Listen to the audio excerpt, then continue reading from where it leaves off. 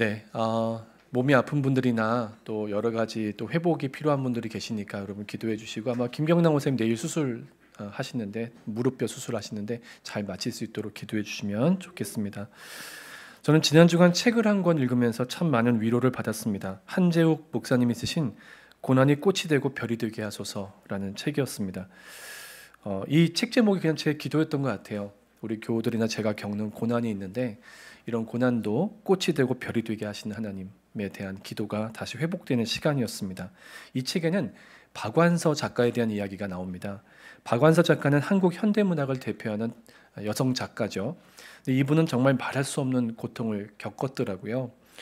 그의 나이 58세, 결코 많지 않은 젊은 나이에 남편을 폐암으로 잃었습니다. 그런데 너무나 안타깝게도 남편을 잃은 지 석 달 만에 26살의 아들까지 교통사고로 잃습니다. 여러분, 가장 사랑하는 가족을, 가장 의지하는 남편과 아들을 이렇게 몇 개월 사이에 다 잃었다면 이걸 어떻게 견뎌낼 수 있을까요? 얼마나 고통스러웠을까요? 우리나라 말에 참척을 당했다라는 표현이 있습니다. 아마 처음 들어보시는 분도 많으실 텐데, 참척이란 말은, 참이란 말이 말할 수 없는 슬픔을 표현하는 말이거든요. 어린 자손이 부모나 조부모보다 먼저 죽는 일, 이게 참척입니다. 이 소설가 박완서 씨가 그런 참척을 당한 것이죠. 그녀는 하나님을 믿는 신앙인이었습니다. 하지만 하나님을 믿는다고 해서 고통이나 고난이 없지 않죠. 또 그 아픔이 덜하지 않습니다. 그래서 그의 작품에는 하나님을 향해 터져 나오는 절규들이 담겨 있습니다. 고난이 꽃이 되고 별이 되게 하소서. 이 책에는 박완서 작가가 잡지사 기자와 나누었던 대화가 인터뷰 형식으로 실려 있는데요. 기자가 이런 질문을 합니다. 선생님, 그런 고통을 어떻게 극복하셨습니까? 그러자 그녀는 이렇게 대답했다고 합니다. 그것은 극복하는 게 아니라 그냥 견디는 것입니다. 말할 수 없는 고통을 통과한 이 박완서 작가의 짧은 대답은 저에게 참 인상적이었습니다.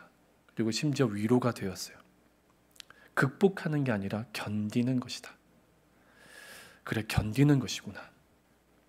다 겪으면서 통과하고 있구나. 이 말을 몇 번이나 속으로 곱씹었는지 모르겠습니다. 박완서 작가의 이야기를 쓴 한재욱 목사님이 책에서 이렇게 쓰셨습니다. 하나님은 우리에게 견딜 힘을 주신다. 그리하여 깊은 아픔을 지닌 채 다시 시작하고 다시 일어설 수 있도록 힘을 주신다. 그 전에 아픔이 제로가 되는 것은 아니다. 그러나 다시 힘을 주신다. 평생을 믿었어도 하나님을 다 이해할 수는 없다. 하나님이 계시다면 세상에 어떻게 이런 일이 일어날 수 있을까? 마치 하나님이 나를 버리신 것처럼 느껴질 때, 하나님이 안 계신 것처럼 느껴질 때 이해할 수 없는 하나님을 믿음이 진정한 믿음이다. 그래서 기도하며 견디는 것이다. 저는 오늘 말씀을 시작하면서 여러분과 꼭 함께 붙잡고 싶은 메시지가 있었습니다. 하나님을 믿는다고 해서 하나님이 우리의 고난이나 고통을 없애주시는 것은 아닙니다. 하지만 하나님을 믿으면 하나님은 우리에게 어떤 고난과 고통이라도 반드시 견뎌낼 수 있는 힘을 주십니다. 그리고 힘든 시간을 견뎌내는 가운데 참으로 부족했던 저와 여러분의 인격이 더 풍성해지고 그 믿음이 자라는 기적을 경험하게 하십니다. 그래서 하나님을 믿는 사람의 인생에는 스토리가 있죠. 하나님이 주시는 힘으로 그 시간과 그 시절을 견뎌냈다는 신앙의 고백이 반드시 있습니다. 기도하며 견뎌냈던 시간, 그래서 돌아보니 어느새 성장했던 시간, 아프지만 귀중했던 시간이 신앙인에게는 꼭 있는 것이죠. 우리가 사도행전을 읽으면서 이 사도행전은 첫 번째 교회와 성도들의 이야기가 담겨 있지 않습니까? 그들은 순탄한 길만 걸었던 것이 아닙니다. 처음 신앙을 지킨다는 것은 어려운 일이죠. 이들은 갖은 고통과 고난을 당합니다. 그래서 이분들 참 대단하다. 어떻게 이걸 견뎌냈을까? 박완서 작가가 남편 보내고 또 연희 아들을 보내고 그런데 살아나갔던 그 시간들을 생각하면 정말 대단한 분이다라고 생각되지 않으십니까? 그런데 고통과 고난을 대하는 그들의 자세와 태도가 우리에게 많은 교훈이 되긴 하지만 첫 교회와 첫 성도들이 말할 수 없는 고통과 고난을 통과할 수 있었던 그 이유는 그들이 대단해서가 아닙니다.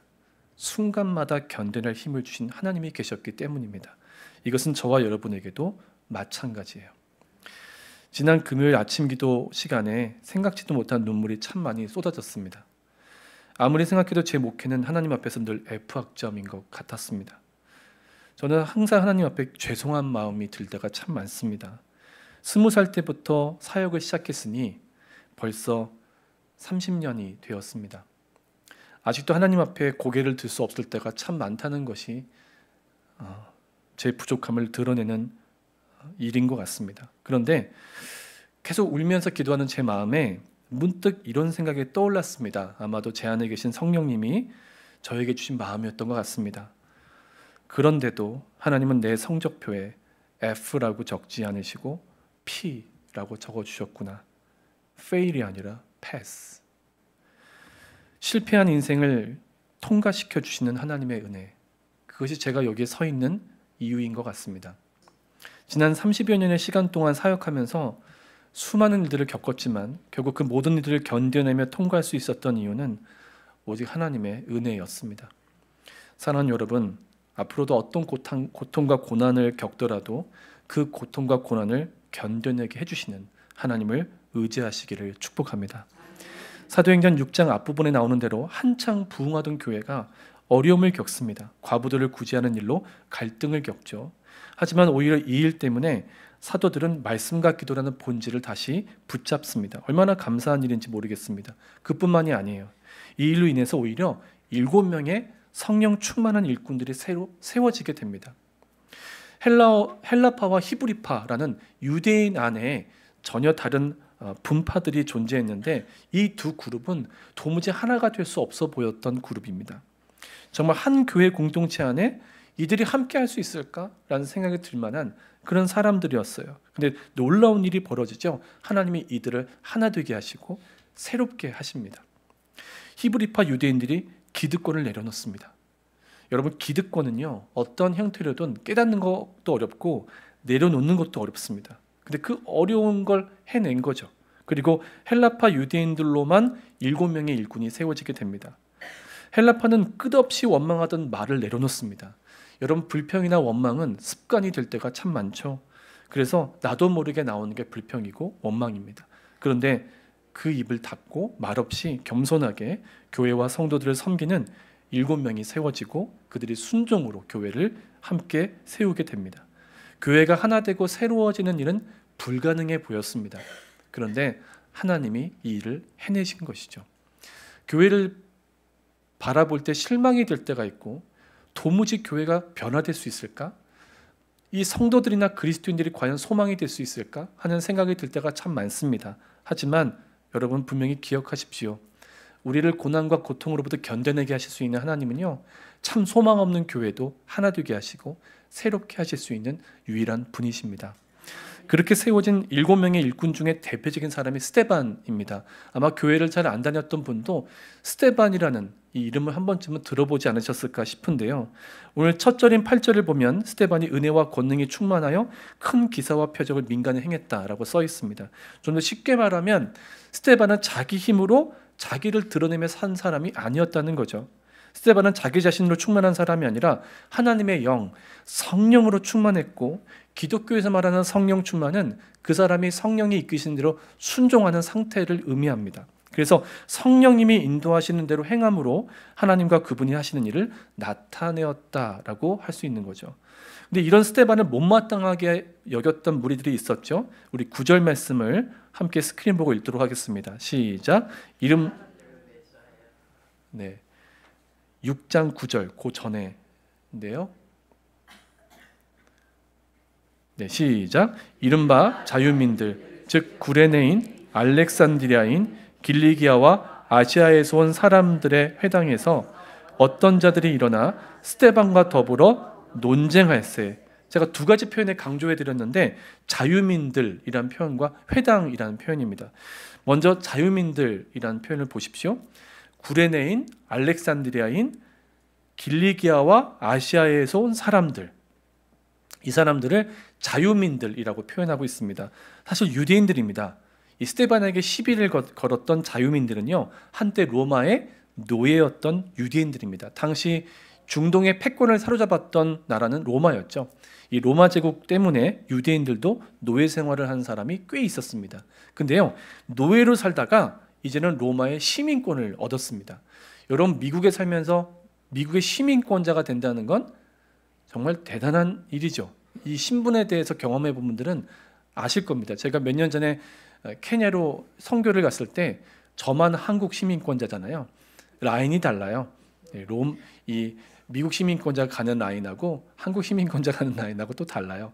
그러니까 정말 이 노예로 살던 유대인들이 로마의 시민이 되는 이 과정은 결국 쉽지 않았을 겁니다. 얼마나 고생했겠습니까? 요즘도 영주권 하나 취득하는 것도 얼마나 어려운 일인데요.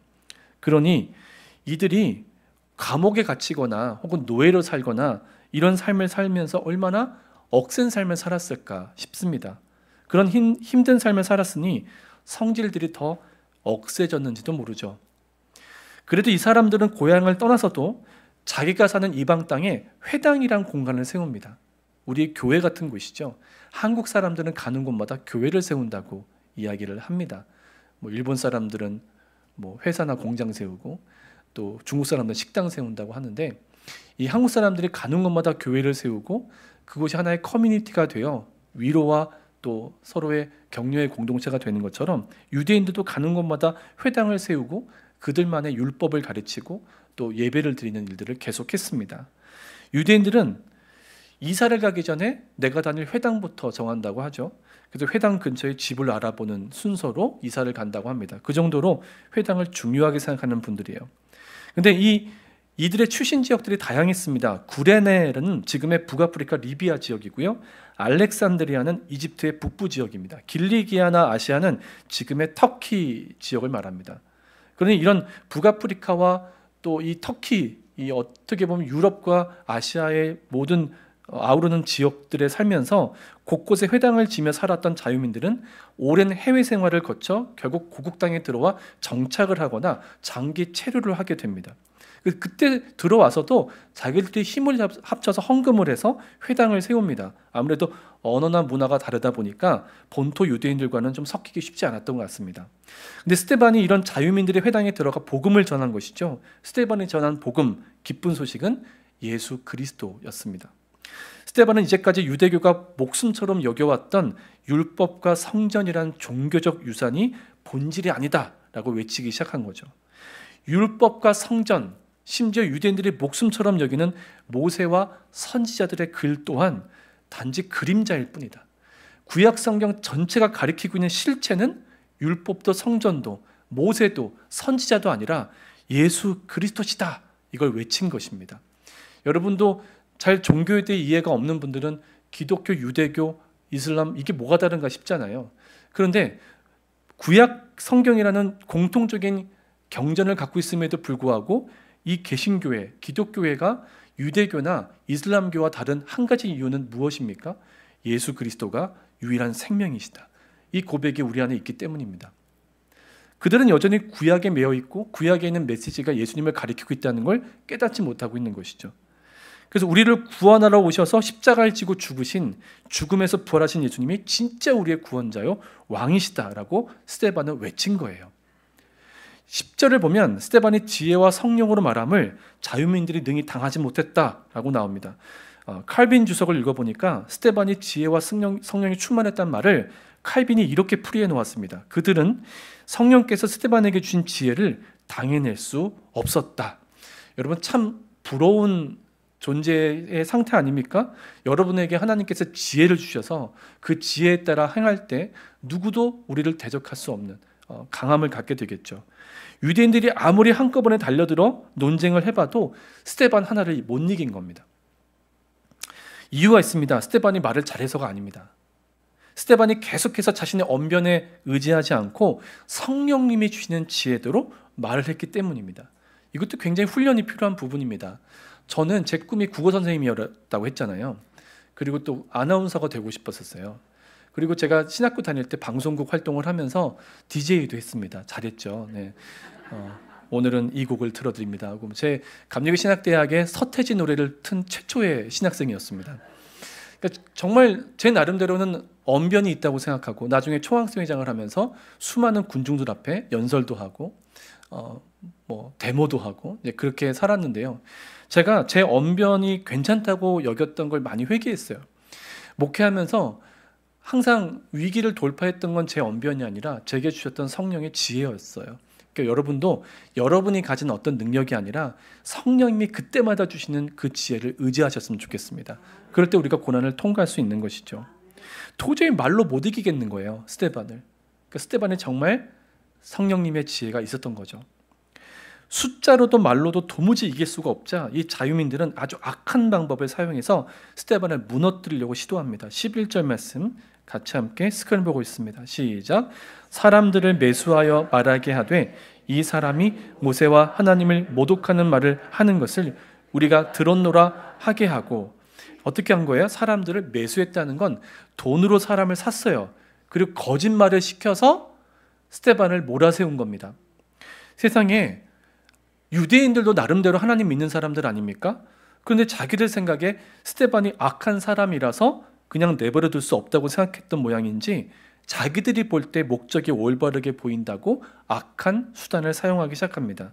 여러분, 사람이 얼마나 무서운지 아세요? 자신이 향한 목적은 선하다, 의롭다고 생각하고 그 선하고 의로워 보이는 목적을 이루기 위해서는 수단과 방법을 가리지 않으려 하는 것이 인간의 악함이고 약함이라는 것이죠. 지금도 우리 안에 수시로 나타납니다. 심리학에서 쓰는 용어 중에 Dark Triad라는 개념이 있습니다. 캐나다 출신 심리학자 델로이스 프라우스 그리고 케빈 윌리엄스 두 학자가 2002년에 발표한 논문에 이 개념이 나오는데요. 보통 범죄 심리학이나 관계 심리학에 많이 쓰이는 용어입니다. 이 Dark Triad는 인간이 가질 수 있는 성격 중에 가장 부정적인 면, 가장 부정적인 퍼스널리티, 이 성격을 나타낼 때 사용하는 용어입니다. 저와 여러분이 가장 주의해야 되는 거예요. 가장 멀리 해야 되는 거거든요. 근데 이 악한 성격이요, 우리의 실존과 생활에 가장 가까이 와 있다는 거예요. 여러분이 부부관계나 자녀와의 관계나 교우들과의 관계 속에 이 다크 트라이어드에 해당하는 세 가지의 악한 성격이 계속 우리 안에서 역사한다는 거죠. 아주 해로운 인간의 세 가지 성격. 첫째는 나르시시즘입니다. 보통 자기애라고 부르죠. 자기 중심성이 너무 강한 거예요. 이런 성격을 가진 사람은 남에게 인정받고 싶은 욕구가 지나친 거예요. 그래서 내가 인정받기 위해서라면 남을 해롭게 하는 일까지 시도합니다. 그런 일들이 벌어질 수 있죠. 또 하나는 사이코패시입니다. 굉장히 충동적이고 공감 능력이 거의 없는 상태여서 범죄를 저지르고 나서도 웃죠. 죄책감이 없습니다. 근데 마지막이 좀 생소합니다. 마키아벨리즘입니다. 보통 권모술수라는 표현을 사용하는데요. 목적을 위해서는 수단 방법을 가리지 않는 악한 성격입니다. 자, 인간의 어두운 세 가지 성격. 지금 여러분에게 어떻게 다가와 있는지를 점검해 볼 필요가 있는 거죠. 나르시시즘이나 사이코패시 같은 단어는 많이 들어보셨는데 마키아벨리즘은 좀 생소하실 겁니다. 이게 정치학에서도 사용되는 이 국부론이라는 유명한 책을 썼던 마키아벨리로부터 근원되는데요. 우리가 살아가면서 굉장히 많이 마주하는 악함입니다. 사실 인간은요, 자신이 원하는 목적을 이루기 위해서는 수단 방법을 가리지 않는 것을 너무나 쉽게 정당화시키는 존재입니다. 특히 요즘처럼 결과를 중요시하는 사회에서는 더욱 그렇습니다. 뭔가를 얻어내기 위해서는 뭔가 빨리빨리 악한 방법을 사용해서라도 얻어내려고 하는 것이죠. 여러분, 성경은 어떻게 가르칩니까? 목적이 선하면 과정이나 방법은 악해도 된다고 가르칠까요? 전혀 그렇지 않죠. 로마서 3장 8절에서 사도 바울이 이런 얘기를 합니다. 또는 그러면 선을 이루기 위하여 악을 행하자 하지 않겠느냐. 어떤 이들이 이렇게 비방하여 우리가 이런 말을 한다고 하니 그들은 정죄받는 것이 마땅하니라. 선을 이루겠다고 악을 사용하는 것, 이것은 하나님의 뜻이 아니죠. 아무리 좋은 결과를 여러분이 낸다고 해도 만일에 악한 방법을 쓰셨다면 회개해야 합니다. 그리스도인은 단지 괜찮아 보이는 목적을 이루는 사람들이 아니라 하나님의 뜻을 이루는 사람들이어야 합니다. 100번 양보해서 이때 유대인들이 착각을 했다고 합시다. 스데반이 선한 사람인데 이 스데반을 대적하는 일이 아무리 옳아 보였고 선한 일이었다고 판단되었더라도 돈으로 사람을 사서, 하나님을 믿는다는 사람이 돈으로 사람을 사서 거짓말을 하게 하는 것으로 스데반을 해치려고 한다면 안 되죠. 근데 놀랍게도 하나님을 믿는다는 사람들이 이런 짓을 한 겁니다. 자기들의 이익을 위해서요. 사람이 얼마나 악한가, 얼마나 약한 존재인가 우리는 성경을 통해 확인하게 돼요. 우리 안에도 이런 모습은 반드시 있습니다. 이런 모습을 멀리해야 되거든요. 결코 취해서는 안 되는데 너무 가까이에 우리 가운데 있다는 거죠. 유대교가요, 그동안 지켜왔던 율법이나 성전이 복음이 아니에요. 그 율법이나 성전이라는 공간은 예수 그리스도께 와서 완성된 거라고요. 예수님이 이 모든 것의 실체였다고요. 예수님이 복음이죠. 스데반이 그렇게 외친 거 아닙니까? 근데 유대인들이 죽자고 달려듭니다. 물론 그 중에는 정말 진중하게 유대교의 전통을 자랑스럽게 여기고 그 고유한 신앙 전통과 유산을 지켜내고 싶었던 사람도 있었을 겁니다. 요즘 많은 종교인들이 존재하지만 그 모든 종교인들이 올바른 진리를 다 따르는 건 아니지만 각자의 종교에 대한 진심을 갖고 있잖아요. 애정을 갖고 있잖아요. 유대교인들도 그런 사람들이 있었겠죠. 하지만 지금 스데반을 악한 방법으로 무너뜨리려고 하는 유대인들의 중심에는 유대교 지도자들이 있었고, 이 유대교 지도자들은 종교적 유산을 지켜내겠다는 애정 때문에 분노한 게 아니에요. 율법이나 성경 같은 종교적 사상과 전통을 도구로 사용해서 자신들의 이익을 추구해 왔기 때문에 지금 스데반을 보고 뒤집어진 겁니다. 내 이익을 놓칠까 봐. 세상 사람보다 더 무서운 짓을 하고 있는 거죠. 놀라운 건 아무리 그렇게 해도 자기의 이익을 지키기 위해 누구든 희생시켜도 된다고 생각했다는 점입니다. 여러분, 종교가 타락하면 정말 이렇게 무서워지는 거죠. 온갖 비방과 욕설과 조롱이 스데반에게 쏟아지기 시작합니다. 13절에 보면요, 돈을 받고 거짓말하는 증인들이 스데반을 가리켜 이 사람이라는 표현을 쓰는데요, 우리나라 말로는 이 어감이 확 다가오지 않지만 헬라어로 보면 후토스 후 안트로포스, 이건 사실 사람을 굉장히 낮추어 깔보며 했던 표현입니다. 경멸의 표현이에요. 굳이 한국어로 번역하면 이 인간이, 저놈이, 이런 표현입니다. 여러분이 누군가에게 굉장히 기분 나쁘면 뭐라고요? 저 인간이라고 하잖아요. 대부분 그래도 그 인간이 안 듣는 데서 그런 거 하잖아요.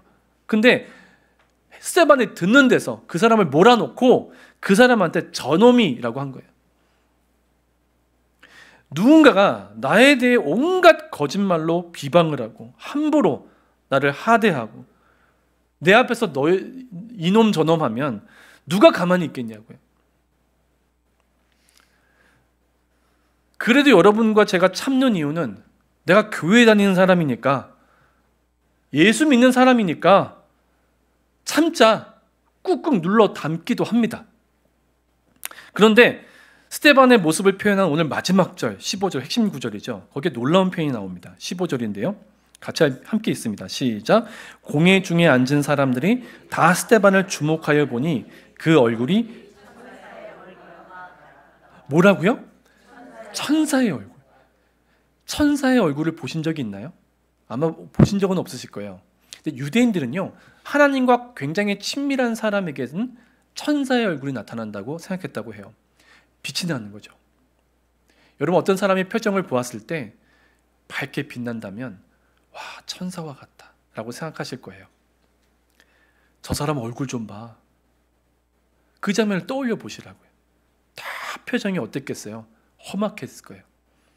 근데 정작 가장 험악해야 했을 스데반의 얼굴은 천사의 얼굴과 같았다 라고 성경이 기록하고 있다는 거예요. 저는 솔직히 여기까지 읽고 나서 묵상이 잘 안 되더라고요. 스데반과 제 모습이 너무 다른 거예요. 참는 것까지도 어려워요. 저는 참는 것도 어려운데 천사의 얼굴이요? 야, 이건 너무 갭이 너무 크다. 아마 여러분께 지금 개인적으로 한 분 한 번 물어보면 저랑 비슷하게 대답할 거예요. 천사의 얼굴이요? 아, 목사님, 그거는 스데반이니까 그랬죠. 미국 신약학자 위더링턴이라는 분이 있는데, 이분이 스데반에 대한 기록을 연구하면서 주목했던 점이 있었습니다. 스데반이 재판받고 순교당하는 모든 과정이 예수님의 모습과 똑같았다는 거예요. 너무나 똑같았다는 거예요. 특히 오늘 본문 뒤에 나오는 7장 마지막 절을 보면 스데반이 돌에 맞아 숨을 거두거든요. 유대인의 처형 방식이에요. 그러니까 보통은 로마 정권은 식민지인 유대 민족이 스스로 사형을 집행하지 못하게 했습니다. 마치 군대를 움직이는 권한이나 또는 사형을 집행할 수 있는 권한을 빼앗는 것이 주권에 대한 문제잖아요. 근데 유대교의 문화와 종교를 존중해서 너희들의 종교 자체를 무너뜨리려고 하면 죽여도 된다고 한 거예요. 그러니까 돌로 쳐 죽이려고 했던 거예요. 근데 이 스데반이요, 돌에 맞아 숨을 거두는 순간이에요. 그 순간에 마지막으로 했던 말이 예수님이 십자가에서 하셨던 말씀과 똑같은 맥락의 말을 하는 거예요. 주님, 이 죄를 저들에게 돌리지 말아주세요 라고요. 여러분과 저라면 어떻게 기도할 것 같으세요? 저 죽으면 저 인간들 좀 확 그냥 눌러주세요. 하나님의 권능을 좀 보여주세요. 솔직히 그렇게 기도하고 싶었던 적 있으시잖아요. 저 사람 코 좀 확 눌러주세요. 스데반이요, 자기를 저주하고 경멸하는 사람들을 용서해달라고 기도했어요. 그의 마음이 얼굴에까지 나타났다고요. 천사의 얼굴로 순교를 해요. 제가 예전에 부목사 때 돌아가시는 분을 한 분 보는데, 보통 여러분 돌아가시는 장면을 보면 눈도 못 감고 막 더 살고 싶어서 몸부림치다 돌아가시는 분들이 꽤 있거든요.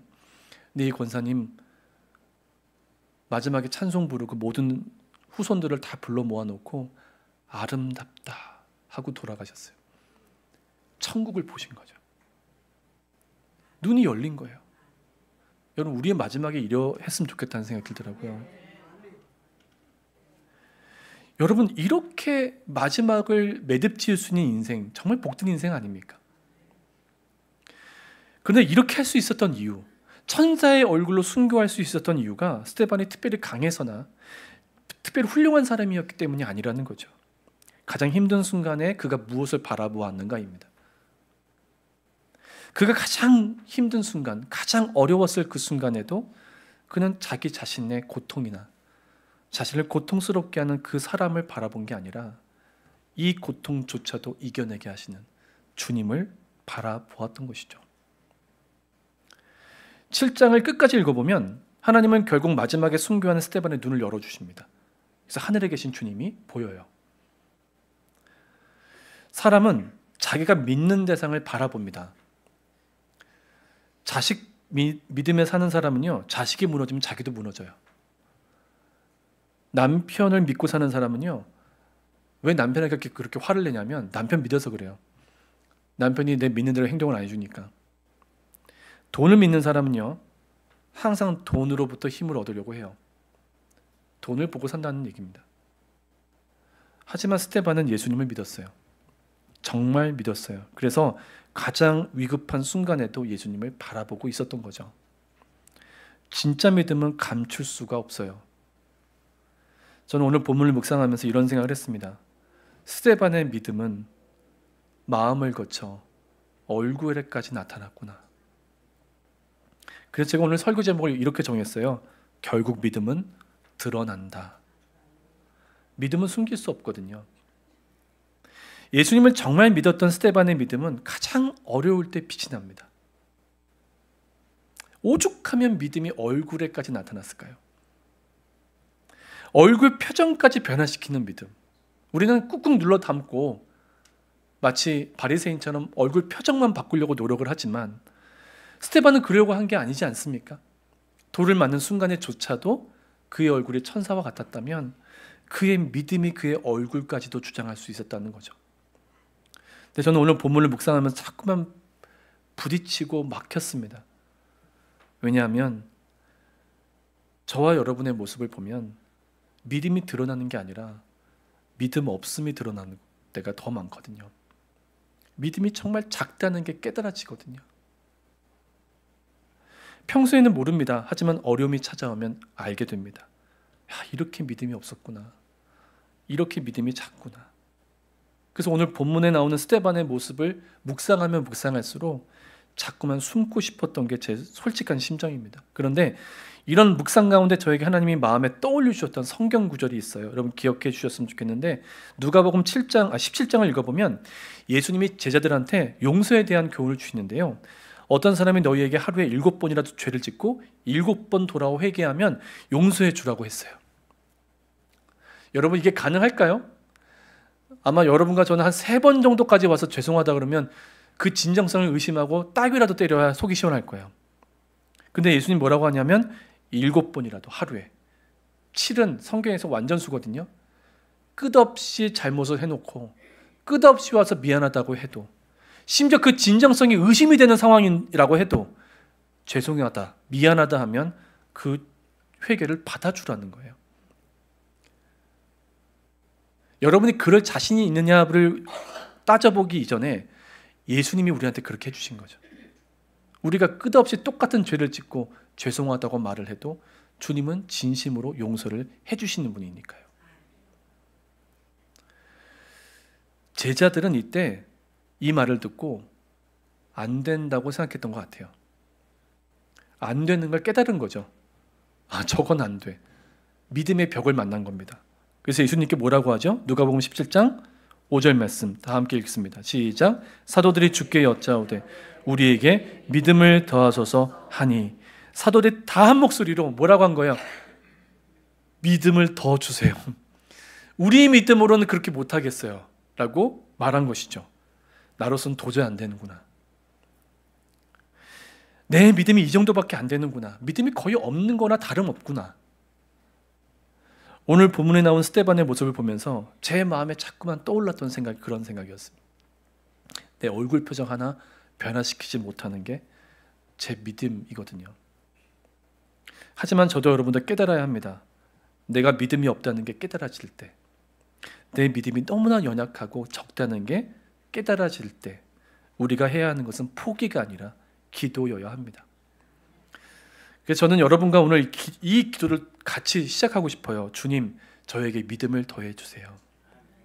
하나님이 저와 여러분의 믿음의 한계를 드러내시는 이유는 책망하시기 위함이 아니라 믿음의 한계를 넘어서서 우리가 믿음으로 설 수 있도록 도와주시기 위해서라는 거죠. 한국의 대표적인 역도 선수로 이름이 많이 알려졌던 장미란이라는 분이 있습니다. 이분이 신앙인이거든요. 사진에 이 장미란 선수가 마지막 참여했던 올림픽에서 기도하는 모습이 지금 나와 있는데요. 2012년 런던 올림픽입니다. 수많은 메달을 땄던 장미란 선수는 이 마지막 올림픽에서는 메달을 따지 못합니다. 4위가 돼요. 저걸 실패하면서. 근데 마지막 실패하고 나서 장미란 선수는 기도를 합니다. 그 장면이 수많은 사람들에게 도전을 주고 특히 믿는 자들에게 은혜를 주었죠.